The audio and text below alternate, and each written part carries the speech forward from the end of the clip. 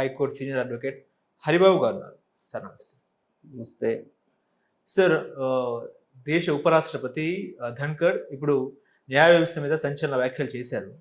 ఆయన ఏమన్నారంటే రాష్ట్రపతి అంటే రాజ్యాంగాన్ని రక్షించే వ్యక్తి, పరిరక్షించే వ్యక్తికే ఎట్లా మీరు డెడ్ లైన్ విధిస్తారని చెప్పేసి కూడా ధన్కడ్ మాటలు. ఇంకోటి ఏంటంటే కోర్టులు సూపర్ పార్లమెంట్లో వ్యవహరిస్తున్నాయని చెప్పేసి కూడా ఆయన వ్యాఖ్యలు చేశారు. నా ఈ జీవితంలో ఎప్పుడు కూడా కోర్టులు రాష్ట్రపతికి ఏనాడు కూడా డెడ్ లైన్ విధించలేదు, ఇదేంటి అని చెప్పి ఆయన మాటలు. ఒక సీనియర్ అడ్వకేట్ గారు ఏం చెప్తారు? ఇప్పుడు మన ఉపరాష్ట్రపతి ధన్కడ్ గారు ఆయన ఓపెన్గానే ప్రస్తుతం ఉన్న న్యాయ వ్యవస్థ తీరుతెన్నుల మీద ఆయన అసంతృప్తి వ్యక్తం చేసిన సందర్భాలు అనేకం ఉన్నాయి. కొలీజియం వ్యవస్థ పెట్టుకొని జడ్జీలనే నియమించుకుంటున్నారు అన్న విషయం మీద ఆయన మాట్లాడారు. అట్లాగే ఏంటంటే రాష్ట్రపతికి బిల్లులని అంగీకరించడం మీద, గడువు విధించడం మీద కూడా ఆయన మాట్లాడారు. అట్లాగే రీసెంట్గా ఢిల్లీ హైకోర్టు న్యాయమూర్తి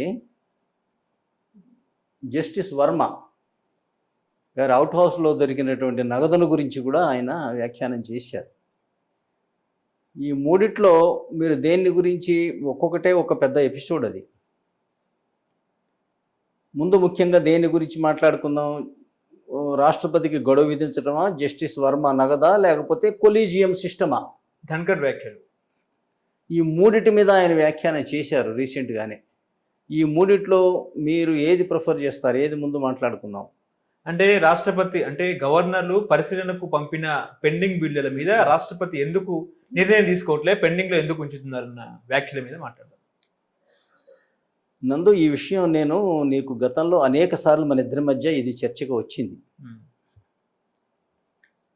నేను భారత ప్రజలమగు మేము అని, తర్వాత ఇంగ్లీష్లోనేమో Indian politics versus Indian constitution అని 3 సంవత్సరాల పాటు రీసెర్చ్ చేసి పుస్తకం రచించిన మనిషిగా నేను అనేక విషయాలు నీకు చెప్పాను. కానీ ఆశ్చర్యం ఏంటంటే ప్రజల్లో దానికి తగినంత పర్వాలేదు స్పందన. ఒక్కొక్కటి నేను అనుకుంటున్నాను 25,000 నుంచి 1,00,000 వరకు పోతున్న సందర్భాలు ఉన్నాయి. కానీ అవి తగిన చోటికి వెళ్ళట్లేదా, లేకపోతే ఎందువల్ల అది భారతదేశంలో ఇష్యూ అవ్వట్లేదని నాకు కూడా ఆశ్చర్యంగా ఉంది నిజానికి. అయితే మీ పడ్డ వర్షపు చినుకులు ముచ్చపు చిప్పలో పడితే ముత్యం అవుతుందంటారే, అట్లాగే మరొక సామెత కూడా ఉంటుంది. అది బంతి అయితేనే కింద పడితే మళ్ళీ పైకి లేస్తుంది, మట్టి ముద్ద అయితే అంతే అతుక్కుంటుంది. అందువల్ల మరి మనం చెప్పే మాటలు అవే, లేకపోతే ప్రజల్లో సరైనటువంటి రిసెప్షన్ లేదా నాకు అర్థం కావట్లే. కానీ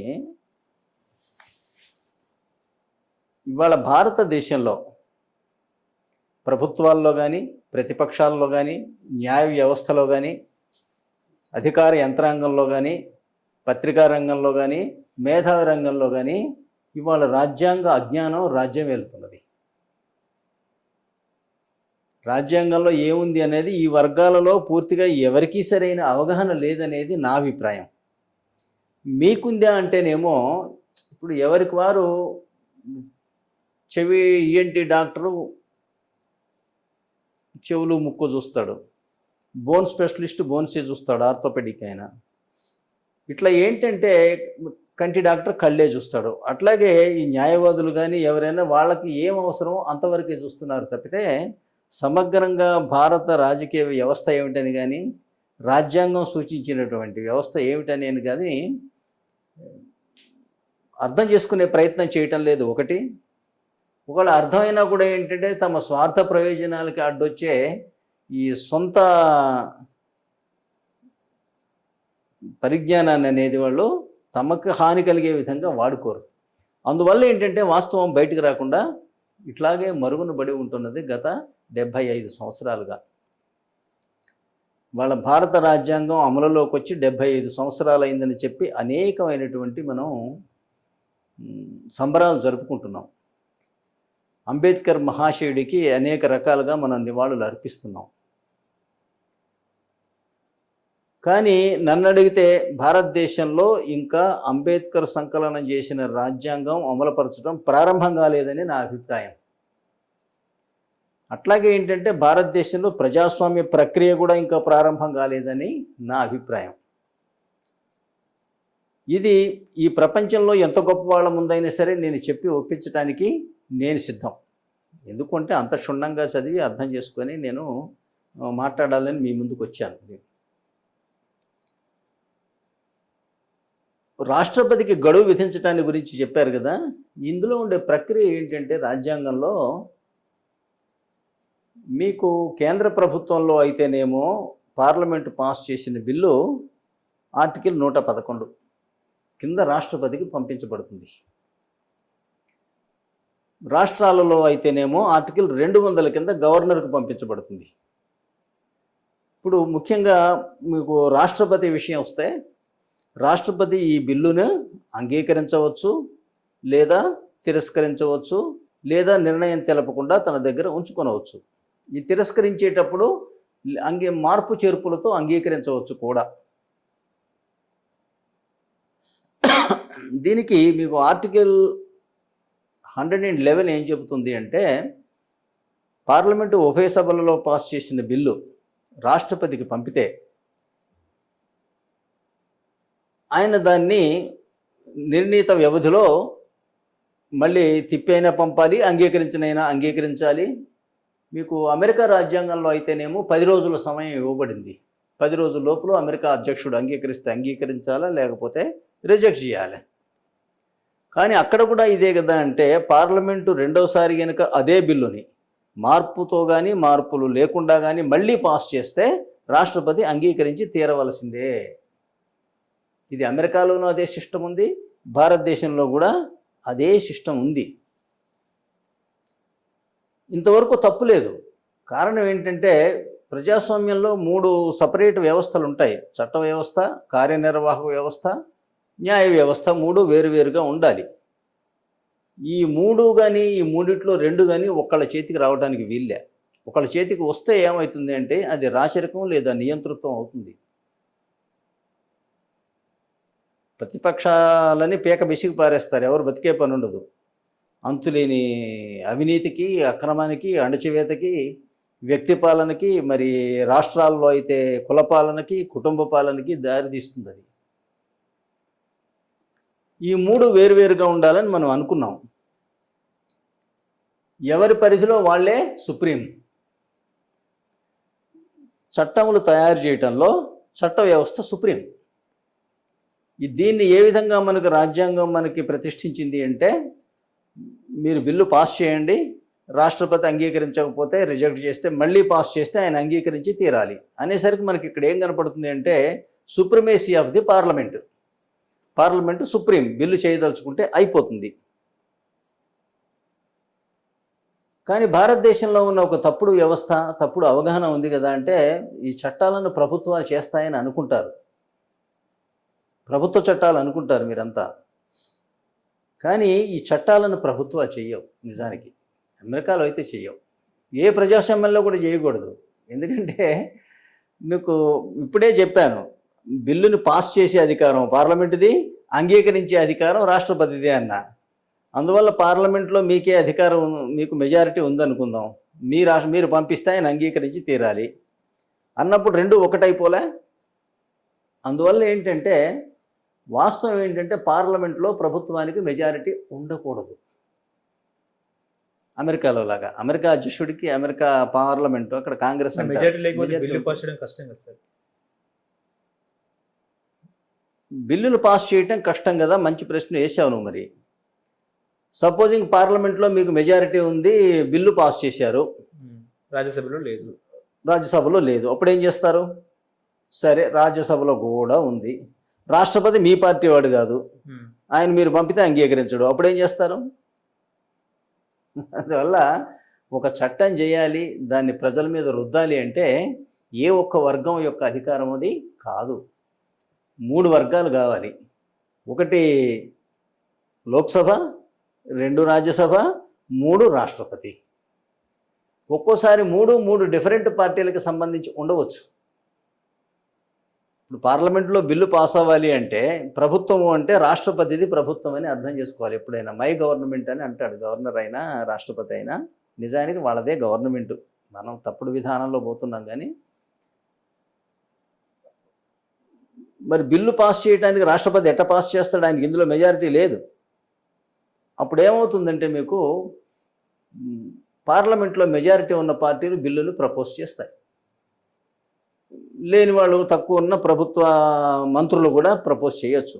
కానీ పాస్ అవుతుందా అంటేనేమో పార్లమెంట్లో మెజారిటీ ఉంటేనే బిల్లు పాస్ అవుతుంది, లేకపోతే లేదు అనుకుందాం. ప్రతిపక్షాలు నిండి ఉన్నాయి పార్లమెంట్లో. అంటే రాష్ట్రపతి పార్టీ వేరు, పార్లమెంట్లో మెజారిటీ ఉన్న పార్టీ వేరు. అమెరికాలో లాగా మనం కూడా నిజానికి అవి చూసే రాసుకున్నాం, అంతే రాసుకున్నాం. వాళ్ళకేమో తెలివి బుద్ధి జ్ఞానం ఉంది, అమలుపరుస్తున్నారు. మనం రాసుకొని కూడా అమలుపరచట్లా, అది వేరు సంగతి. ఇక్కడ వేరే పార్టీకి మెజారిటీ ఉంది రాష్ట్రపతి నుంచి వ్యతిరేకమైన పార్టీకి. కానీ వీళ్ళు బిల్లు ఒకటి ప్రపోజ్ చేశారు, పాస్ చేశారు అనుకుందాం. దాన్ని రాష్ట్రపతి తొక్కిపెట్టాడు అనుకుందాం. తొక్కిపెడితే ఈ మెజారిటీ ఉన్న ప్రజలు దేశవ్యాప్తంగా ఆందోళన చేయరా? మేము ప్రజల మంచి కోసం నేను ఒక చట్టం, మేము బిల్లు పాస్ చేస్తే రాష్ట్రపతి అంగీకరించడా? ఎందుకు అంగీకరించడం అని రాష్ట్రపతి లేదా అతన్ని ఆశ్రయించి ఉన్న పార్టీ దేశంలో దెబ్బతింటుందా తిందా? ఆ ప్రజాభిప్రాయానికి భయపడి చట్టాలు పాస్ చేస్తారే ప్రజల మేలు కోసం, అది నిజమైన ప్రజాస్వామ్యం అన్నమాట. ఇప్పుడు మీరు ఒక మాట అనొచ్చు కదా, అంటే లేదు మరి రాష్ట్రపతి రిజెక్ట్ చేసినా కూడా నేను మళ్ళీ పంపిస్తే మళ్ళీ యాక్సెప్ట్ చేయాల్సిందే కదా అంటాం. అప్పుడు రాష్ట్రపతి సంబంధించిన పార్టీ వాళ్ళు దేశవ్యాప్తంగా ఏమని ప్రచారం చేస్తారు? చూడండి, నేను వద్దని ప్రపోజ్ చేశాను, డబ్బున్న వాళ్ళందరినీ గుండు కొట్టించడం అని చట్టం పాస్ చేశా. 10 కోట్లు మించిన వాళ్ళు గుండు కొట్టుకొని ఉండాలి. అంటే బీఆర్ఎస్ నేను అది పద్ధతి కాదు రా బాబు, పెట్టకండి అని రాష్ట్రపతి గారు అన్నాడు. ఇట్లా అనొద్దు మీరు అని అన్నా కూడా రెండోసారి రాసి పంపించారు.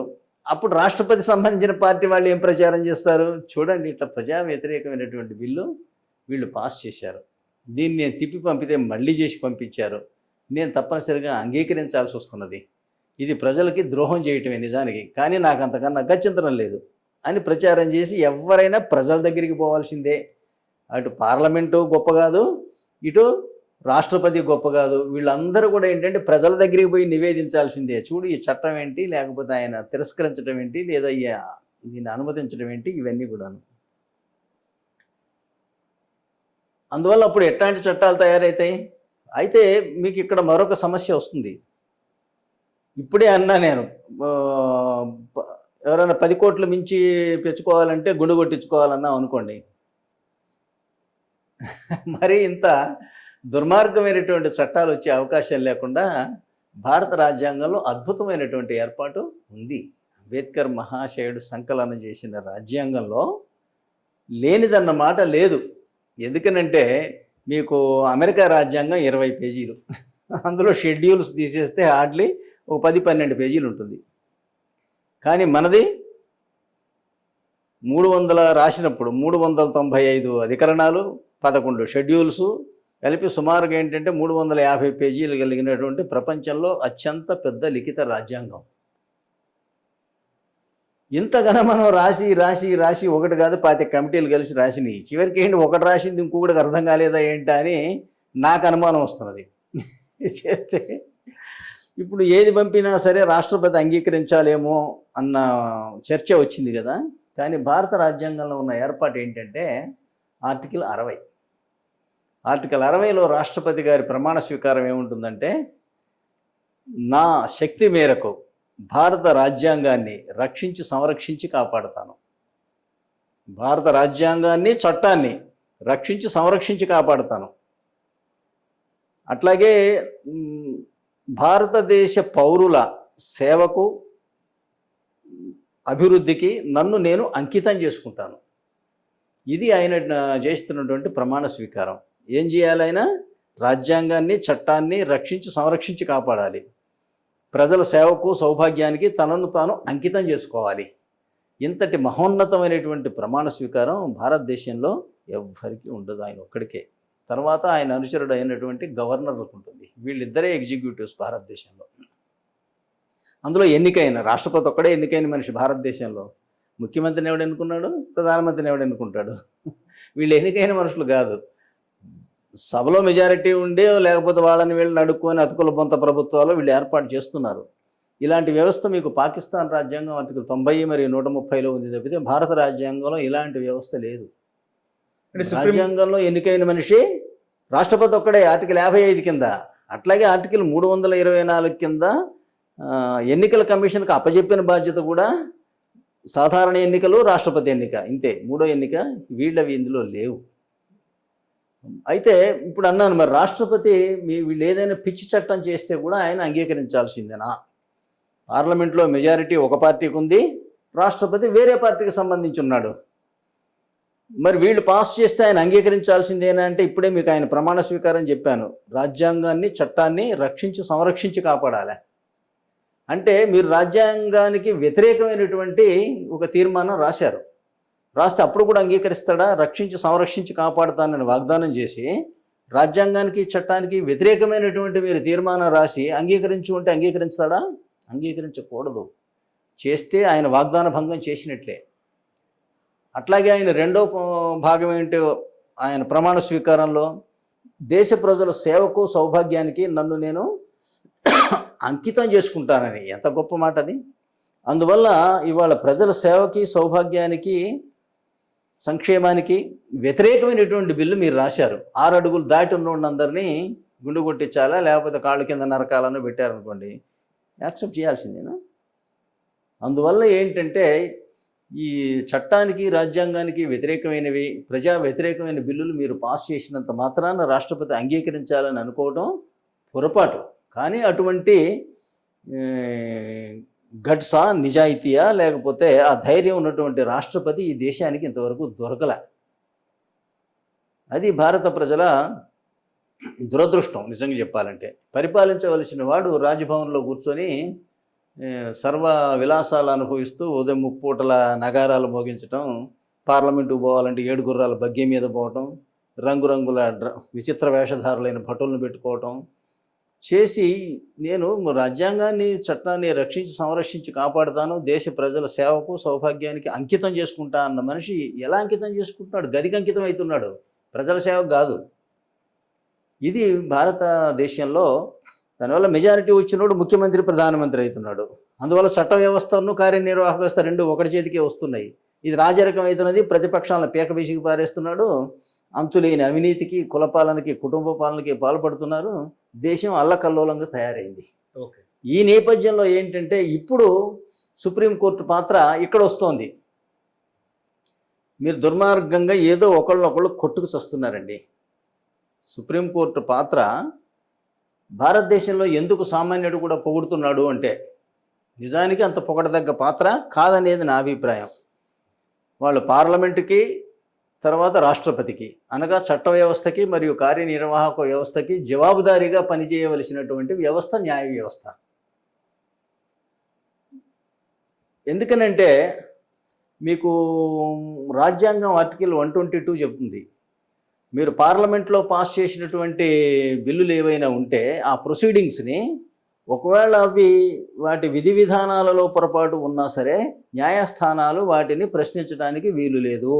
ఇప్పుడు దాని కిందనే ఇవాళ ఈ అనర్హత కలిగిన ఎమ్మెల్యేలని, ఎంపీలని తొందరగా వాళ్ళ సభ్యత్వాలు రద్దు చేయమని వీళ్ళు అడుగుతారు, ఆయన ఏమో చెయ్యడు. వీళ్ళేమో కోర్టుకు పోతే కోర్టు ఏమో వీళ్ళకి గడువు విధించాలా వద్దా అని ఆలోచిస్తున్నది. బస్ ఇప్పుడు ఇంక ఆలోచన ఏముంది? రాష్ట్రపతికే గడువు విధించినప్పుడుగా స్పీకర్కి విధించడం ఏం పెద్ద గొప్ప? కానీ ఆర్టికల్ 122 ప్రకారం ఏంటంటే ఈ చట్టసభలలో జరుగుతున్నటువంటి ప్రొసీడింగ్స్ యొక్క అవి విధి విధానాల మీద న్యాయ వ్యవస్థ జోక్యం చేసుకోవడానికి వీలు లేదు అనేది. అట్లాగే మనకి రాష్ట్రాలలో అయితేనేమో 211 చట్టసభల్లో జరిగే వ్యవహారాల మీద కోర్టులు జోక్యం చేసుకోవడానికి వీళ్ళే. ఈ ఎమ్మెల్యేల అనర్హత విషయం ఉంది చూసారా, ఇవి పార్టీ నిరోధక చట్టం షెడ్యూల్ 10లో చేర్చి అనర్హతలు సంక్రమింపజేశారే. పార్టీలో 1/3 కన్నా తక్కువ మంది కనుక వేరే పార్టీల్లోకి పోతే వాళ్ళ సభ్యత్వాలు రద్దు చేయండి అని. అంటే ఇది పార్టీ నిరోధక చట్టంలాగా లేదు, హోల్సేల్ ప్రోత్సాహక చట్టంలాగా ఉంది. పోతే ఒకళ్ళిద్దరు పోతాయా? ఫిరాయింపులు, పార్టీ పార్టీ ఫిరాయింపులు ఒకళ్ళిద్దరు పోతాయా? పోతే కనీసం వంతరుడు పోండి అని చెప్పినట్టుంది. ఇదేందా మొహం?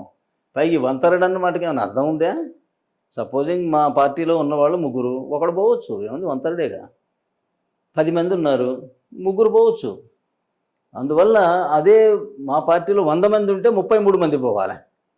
అక్కడ డిఫికల్ట్ అయితే అవ్వచ్చు. అందువల్ల ఏంటంటే ఈ వంతరుడు అనే దానికి ఏమో అర్థం లేదు.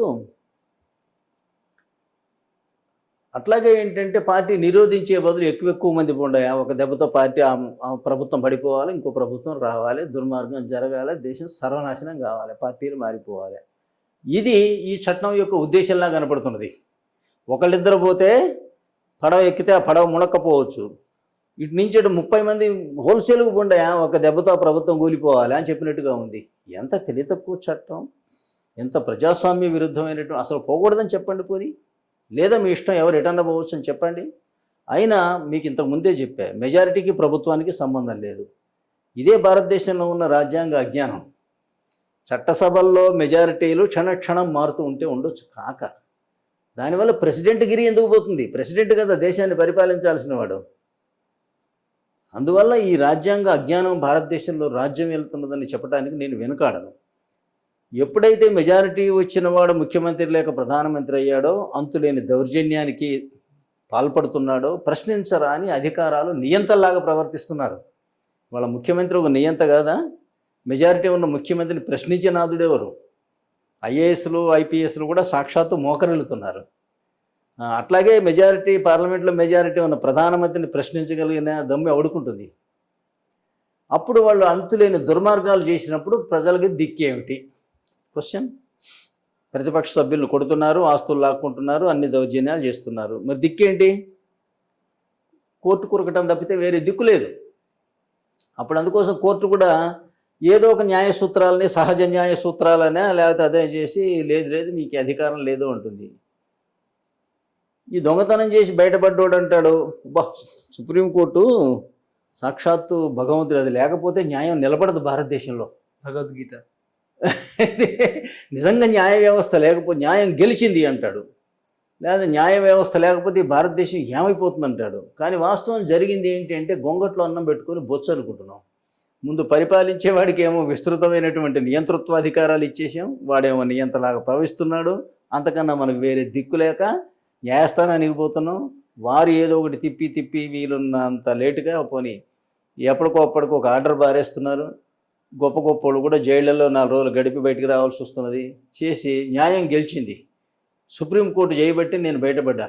దీన్ని సుప్రీంకోర్టును అందరూ విపరీతంగా పొగుడుతున్నారు. కానీ సుప్రీంకోర్టు యొక్క జోక్యం ఎందుకు అవసరమైంది? పిచ్చుకొక్క గర్వబట్టి కదా నేను డాక్టర్ దగ్గరికి పోతాం. అది ఉంది దీంతో గర్పించుకోవటం ఎందుకు? డాక్టర్ నన్ను బతికిచ్చాడు అంటాం ఎందుకు? దీన్ని పిలిచి మనం కోరుకొని పిచ్చి కుక్కలను పెంచి వాటికి ర్యాబీస్ ఇంజక్షన్ కరిపించుకొని అప్పుడేమో ఇంజక్షన్ చేయించుకొని అమ్మాయి డాక్టర్ నన్ను బతికిచ్చాడు వాడే దేవుడు అంటే నీ పిచ్చి పని వల్లే కదా వచ్చింది. ఇది భారతదేశంలో. అందువల్ల నేను పదే చెబుతాను, రాజ్యాంగ అజ్ఞాన రాజ్యం వెళ్తున్నదని. అంటే ఇప్పుడు నిన్న ధన్కడ్ అన్నట్టు ఆర్టికల్ 145 క్లాస్ 3 ప్రకారము కోర్టులకు చట్టాన్ని అర్థం చేసుకునే అధికారం ఉంది, కానీ కోర్టులకు రాష్ట్రపతికి ఆదేశాలు జారీ చేసే అధికారం కూడా లేదు అన్నట్టు కూడా మాట్లాడుతున్నారు. అవును, ఇది ఒక ఇష్యూ. కోర్టులకి రాష్ట్రపతికి అధికారాలు జారీ చేసే అధికారం ఉంది అంటే ఇది ఒక చాలా ఇవాళ దేశం మొత్తం కూడా అంతో ఇంతో తలకాయ ఉన్న ప్రతి ఒక్కరిని కూడా ఆలోచింపజేస్తున్నటువంటి సమస్య ఇది. రాజ్యాంగం ప్రకారం ఏముంది అంటే, ఇందాక మీకు చెప్పాను ఆర్టికల్ 122 211 కింద చట్టసభల్లో జరిగే వ్యవహారాలను వాళ్ళు ప్రశ్నించడానికి వీళ్ళే సుప్రీంకోర్టు. కానీ సుప్రీంకోర్టు ఇచ్చిన తీర్పుల్ని ఆర్టికల్ 72 మరియు 161 కింద అక్కడ రాష్ట్రపతి, ఇక్కడ గవర్నర్లు రద్దు చేసే అధికారం ఉంది. పనిష్మెంట్ని, శిక్షలు తగ్గించే అధికారం ఉంది. మరణశిక్షనే కావచ్చు అంతే. మా మీద మీరు జడ్జిమెంట్ చెప్పే అధికారం మీకు లేదు, కానీ మీ జడ్జిమెంట్లను మార్చే హక్కు మాకుంది. మళ్ళీ ఆర్టికల్ 361 చెబుతుంది, గవర్నర్లని రాష్ట్రపతిని సమ్మన్ చేసే అధికారం కోర్టులకు లేదు. అంటే తద్వారా ఏం చెబుతున్నారు? సుప్రీంకోర్టుకి ఆధిపత్యం ఇచ్చారా, లేకపోతే ఆ, చట్టసభలకున్నో కార్యనిర్వాహక వర్గానికి ఆధిపత్యం ఇచ్చారా? వీటికే రాజ్యాంగం ఇచ్చింది. మళ్ళీ ఇంకొకటి చూసినట్లయితే ఆర్టికల్ 124 124 కింద న్యాయమూర్తులను నియమించేదేమో రాష్ట్రపతి, కానీ వాళ్ళని తొలగించే అధికారం ఆయనకి లేదు. నియమించటం ఆయన ఆర్టికల్ 124 కింద. తొలగించాలంటే పార్లమెంట్లో 2/3 మెజారిటీ కావాలి. టోటల్ మెంబర్షిప్లో కాదు, అటెండ్ అయ్యి ఓటేసిన వాళ్ళలో 2/3 మెజారిటీ, ఉభయ సభల్లో 2/3 మెజారిటీతో అక్కడ తీర్మానం పాస్ చేస్తే, రాష్ట్రపతి కూడా సంతకం పెడితే అప్పుడు జడ్జి అభిశంసన పూర్తయినట్లు లెక్క. హైకోర్టు న్యాయమూర్తులు అంతే కదండి. అంతే. అట్లాగే మీకు వీళ్ళు కూడా అటార్నీ జనరల్ ఉండదు, ఆడిటర్ జనరల్ కానీ, చీఫ్ ఎలక్షన్ కమిషనర్ కానీ వాళ్ళది కూడా అంతే, వీళ్ళతో ఈక్వలే.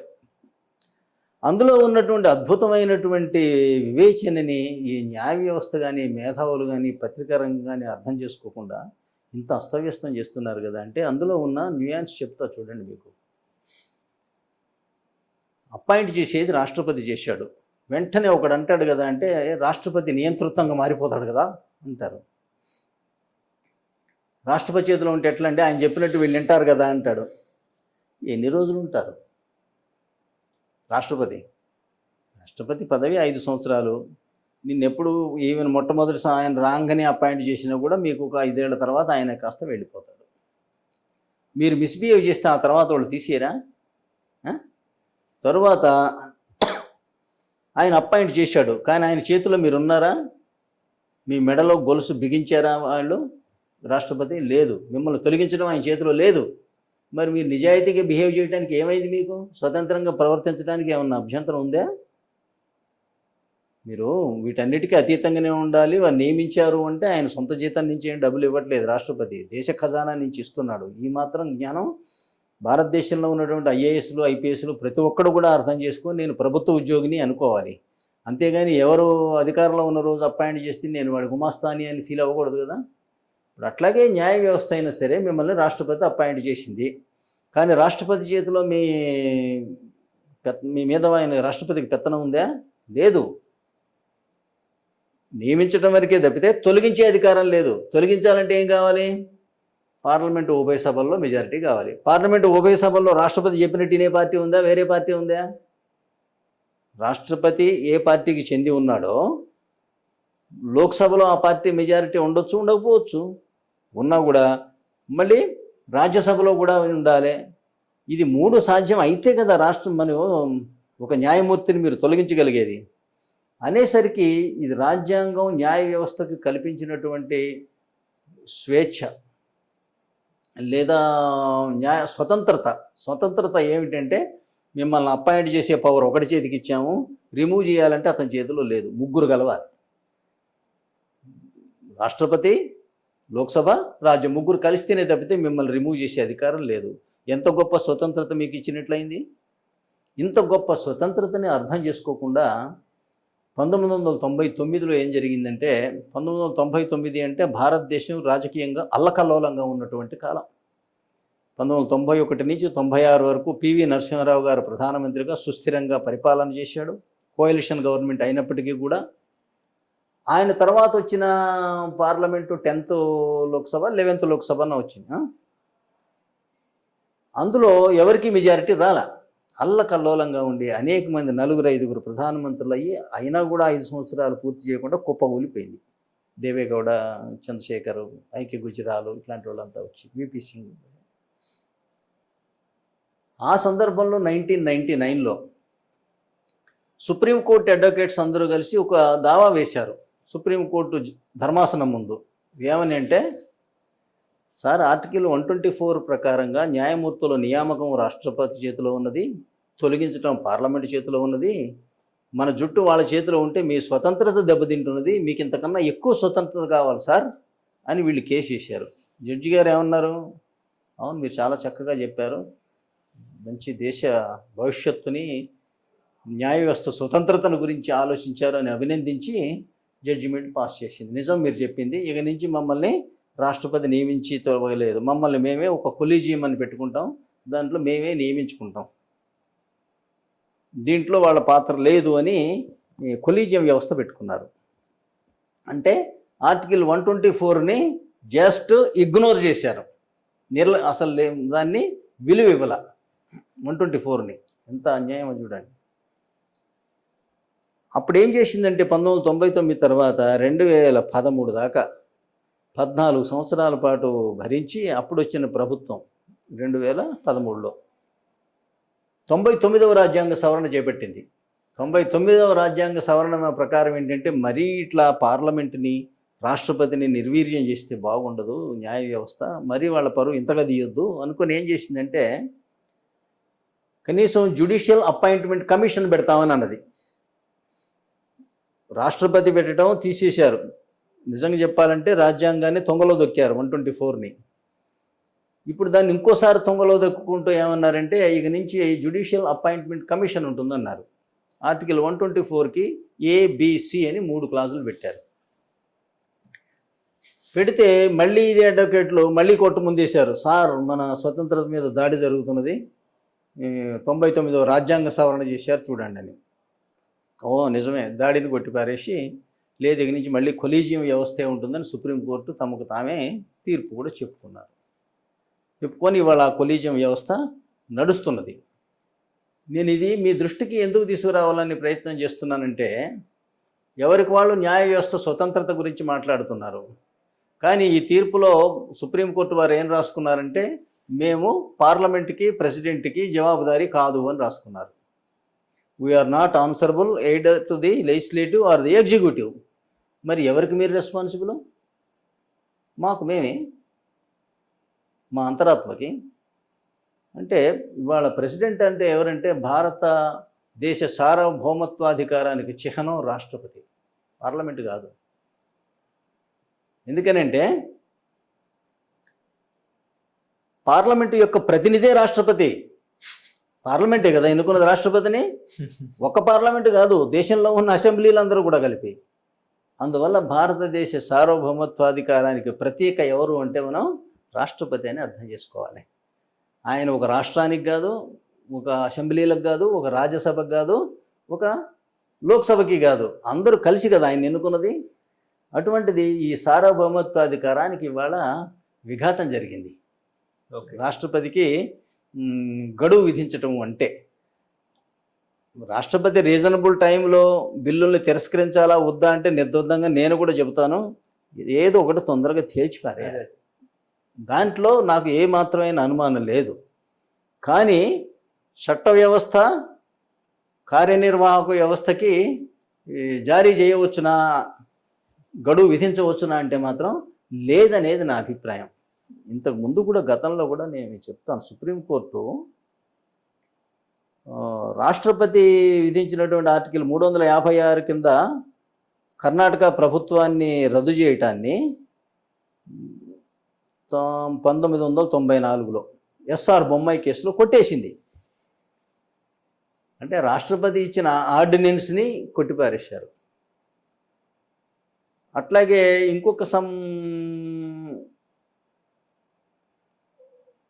సింగ్ అన్న పంజాబ్ కేసులో రాష్ట్రపతి తన మంత్రివర్గాన్ని సభలో సభ్యుడు కాని వాడిని కూడా మంత్రిగా పెట్టుకోవచ్చు కదా, 6 నెలల లోపల మళ్ళీ ఈ సభలో సభ్యుడు అవ్వాలి కదా, అవ్వకపోతే ఒకసారి తొలగించేసి మళ్ళీ రీఅపాయింట్ చేసుకుంటే గవర్నర్కి అలాంటి అధికారం లేదని తీర్పు చెప్పింది.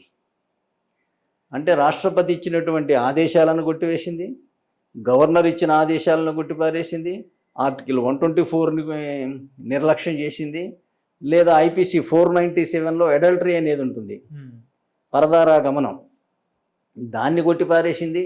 ఇట్లా ఏంటంటే చట్టాలను కానీ రాజ్యాంగ అధికరణలను కానీ ప్రెసిడెంటు గవర్నర్లు ఇచ్చిన అధికారాలను కానీ భారతదేశంలో న్యాయ వ్యవస్థ అధిగమిస్తున్నది, కొట్టివేస్తున్నది. ఇది దేశ భవిష్యత్తుకు మంచిదంటేనేమో ఇప్పుడేమో నిజానికి ఏమో తప్పనిసరి అవుతున్నది. ఎందుకంటే ఇందాక మీకు చెప్పాను, మెజారిటీ ఉన్నవాడు పరిపాలించడం వల్ల నియంతగా మారాడు కాబట్టి ఏదో ఒక మందు వేసుకోవాల్సిందే. ఇప్పుడు మీరు యాంటీబయాటిక్ వేసుకుంటున్నారు, లేదా మరొక వేసుకుంటున్నారు, వేసుకోవడం వల్ల సైడ్ ఎఫెక్ట్స్ ఉండవా? ఉంటాయి. కానీ వేసుకోవడం తప్పుతుందా? తప్పదు. కొన్ని చోట్ల ఏంటంటే వీళ్ళు ఆ ఎస్ట్రియన్స్ అంటారా అవి కూడా వేసుకోవాల్సి వస్తున్నది. ఆ విధంగా ఇప్పుడు సుప్రీంకోర్టు తయారైందనమాట. ఇవాళ న్యాయ వ్యవస్థ జోక్యం చేసుకోకపోతేనేమో ప్రజలు బతికేటట్లేదు. అందువల్ల ప్రజలు అనుకుంటున్నారు న్యాయ వ్యవస్థ మమ్మల్ని రక్షిస్తున్నది అనుకుంటున్నారు. కానీ ఇలాంటి సందర్భం ఎందుకు ఉత్పన్నమైనది అంటే మన్ని శాసన వ్యవస్థ కార్యనిర్వాహక వ్యవస్థ ఒకటి చేతికి పోయి నియంతృత్వం భారతదేశంలో రాజ్యం వెళ్తున్నది కాబట్టి మనకి ఈ కర్మ వస్తున్నది అన్న వాళ్ళ బాధకి కారణం ఏంటనేది ప్రజలకి అర్థం కావడం లేదు. ఓకే. అది అర్థమైతే మీకు ప్రజాస్వామ్యం కనుక చక్కగా పరిఢవిల్లితే ఇవాళ మీకు చట్టం చేయాలంటే నేను చెప్పాను ఒక పార్టీ వాళ్ళు ప్రపోజ్ చేశారు, ఇంకో పార్టీ వాళ్ళు దాన్ని అనేక ప్రశ్నలు వేశారు. అయినా కూడా మీకు మెజారిటీ ఉందని పాస్ చేస్తే దేశమంతా తిరిగి మేము మిమ్మల్ని అల్లకల్లోలం చేసి నెక్స్ట్ ఎలక్షన్స్లో ఓడగొడతాం. ఇది 42వ రాజ్యాంగ సవరణ ఎమర్జెన్సీ తర్వాత ఇందిరాగాంధీకి జరిగినట్టు. దీన్ని అల్టిమేట్గా ప్రజలు నిర్ణయించారు.